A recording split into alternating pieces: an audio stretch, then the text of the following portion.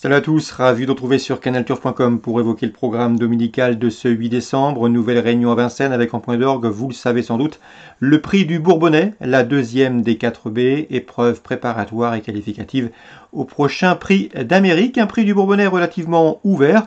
Ils seront nombreux à vouloir terminer parmi les trois premiers et ainsi valider un visa qualificatif direct pour le prochain prix d'Amérique le dernier dimanche de janvier. Donc une épreuve où les surprises ne sont pas à exclure. J'ai fait l'impasse sur Davidson Dupont. C'est sans doute l'un des meilleurs de la course, mais il reste ferré, il est déjà qualifié. Il y a fort à parier qu'il va courir de manière plus sage que la dernière fois. Même constat pour Bélina Josselin qui reste ferré. Elle monte gentiment en puissance, mais son objectif avoué reste le prix d'Amérique, comme vous le savez.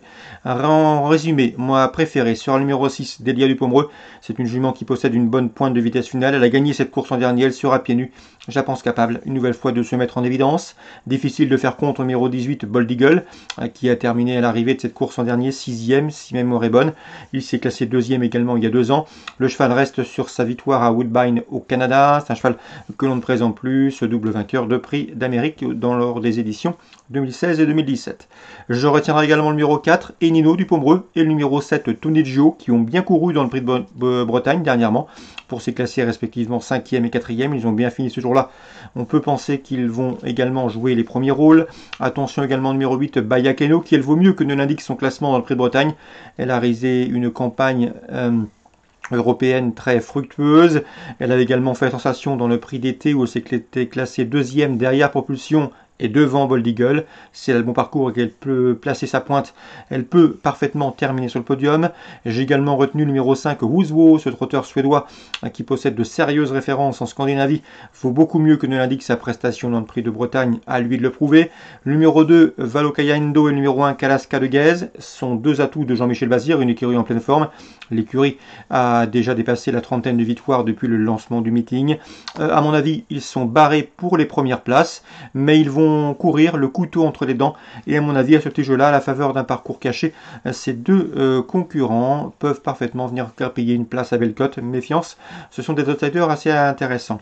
Voilà donc pour le pronostic chiffré de ce dimanche 8 décembre à Vincennes, prix du Bourbonnais, le 6, le 18, le 4, le 7, le 8, le 5, le 2 et le 1, je répète, 6, 18, 4, 7, devant le 8, devant le 5, le 2, hélas. Suivi du programme, dans la première, il y a un cheval que j'aime beaucoup, c'est le 110 Golden Warrior. Il n'a pas été toujours vénard au cours des dernières semaines et pourtant il a de la qualité. À mon avis, dans ce lot, il trouve une belle occasion de jouer la victoire. Lui qui s'est classé 3e le mois dernier sur ce tracé. L'opposition, sans doute un autre Golden, c'est le 104 Golden Sutton qui reste sur un probant succès sur la petite piste. Il va débuter sur la grande piste, mais c'est un cheval qui a toujours été préservé, ménagé. Il affiche seulement 8 courses courues, mais déjà 3 succès. Attention également au 109 Girolamo, il fait partie des bons espoirs dans cette promotion de Sylvain Roger, l'écurie est en forme. Le cheval me semble lui aussi capable de terminer sur le podium. Donc 3 chevaux à dégager dans ce premier rendez-vous. Le 10 Golden Warrior, le 4 Golden Sutton et le 9 Girolamo. On passe à la 3e avec le 302 Flamme du Goutier, c'est la course visée. On l'a vu l'hiver dernier à son avantage à Vincennes. Ensuite elle a été tenue écartée de la compétition de février à octobre. Elle a maintenant 3 courses dans les jambes et surtout elle sera déférée les 4 pieds pour ses premiers objectifs de l'hiver. A noter également qu'elle possède en une 12 la meilleure réduction kilométrique du peloton sur ce tracé. Bref, elle a pas mal d'atouts dans son jeu, cette Flamme du Goutier, d'autant que le numéro derrière la voiture est bon, le numéro 2. Je lui poserai le 307 Fiesta de Belver, qui a souvent été remarqué dans des lots de meilleure facture, pas souvent vénarde, souvent mise hors course ou gênée.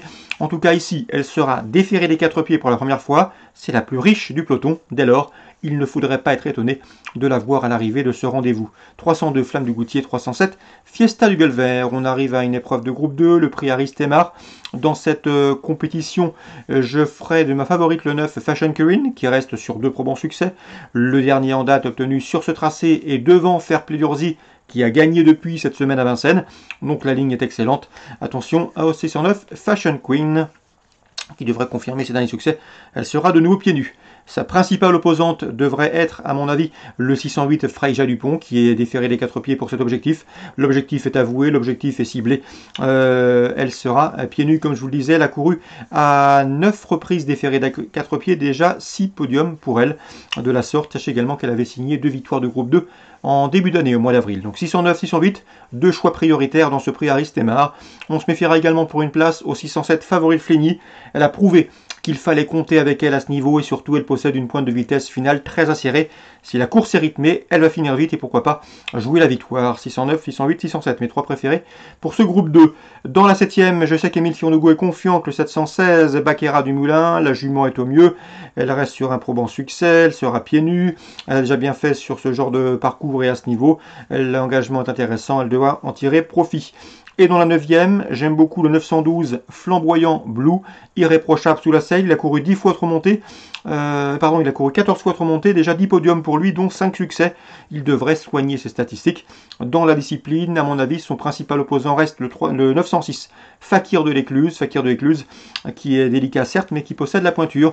Et il possède également le meilleur chrono du peloton sur le tracé proposé. Donc on résume tout ça pour Vincennes en réunion 1 ce dimanche. La première, le 10, le 4, le 9. La deuxième, le 2, le 7. J'aime beaucoup le 302 Flamme du Goutier pour un jeu simple. La sixième, 9, 8, 7. La septième, 716 pour un jeu simple également ou une base de jeu pour vos couplets 912 et 906. On va également parler de Toulouse en réunion 4. Dans la troisième, je ferai confiance à une rentrante, le 304 Flower of Scotland. Elle avait bien débuté à Compiègne, elle a été arrêtée ensuite. Son aptitude aux pistes assouplies est avérée. Elle a été réservée pour cette période, notamment pour le prochain meeting de Pau, par David Cotin ici pour sa course de rentrée. Elle peut faire feu d'entrée. Le 304 Flower of Scotland. La cinquième, je me méfierais du 502 Vico Pizzano qui a gagné cette course l'an dernier, on le connaît bien. C'est un véritable nageur, un véritable spécialiste des pistes très assouplies. Plus il va pleuvoir à Toulouse, plus ses intérêts s'en verront renforcés. Le 502 Vico Pizzano, il a gagné cette course l'an dernier, il était en 36 de valeur certes, il était en 33 de valeur, pardon, il est désormais en 36, mais attention, il bénéficiera ici d'une bonne décharge. Le 502 Vico Pizzano pour défendre son titre, donc à jouer si le terrain est très lourd. Concernant le défi du galop, la 18e étape et dernière étape de ce challenge, le prix Max Sicard. J'aime beaucoup le 708, c'est Caravaggio. Il n'a pas eu le bon parcours à Nantes, il s'est classé 4e, finissant bien. Ensuite, il a pris la 2e place dernièrement sur l'hippodrome de Casablanca dans une autre étape du défi. Ici, cet adepte du terrain lourd me semble capable de bien faire, il peut aller devant. Et à ce tige-là, il peut les emmener loin. 708, Caravaggio, mon préféré pour cette 18e étape du défi du galop. L'opposition, sans doute le 5 Pontille et le 1 Good Question qui ont formé le couplet gagnant d'une liste disputée le mois dernier à Paris. Pontille qui reste d'ailleurs sur 2 probants succès. Le dernier en date obtenu, comme je vous le disais, en terrain lourd. Donc priorité aux nageurs dans ce 7e rendez-vous, cette étape du défi galop, avec le 8 Caravaggio, le 5 Pontille et le 1 Good Question qui est peut-être une saison chargée, raison pour laquelle il n'est pas mon favori. Voilà pour les infos de ce dimanche 8 décembre. Excellent jeu à tous, bonne journée, on se dit à très bientôt dans cette émission Direct Course sur canalturf.com.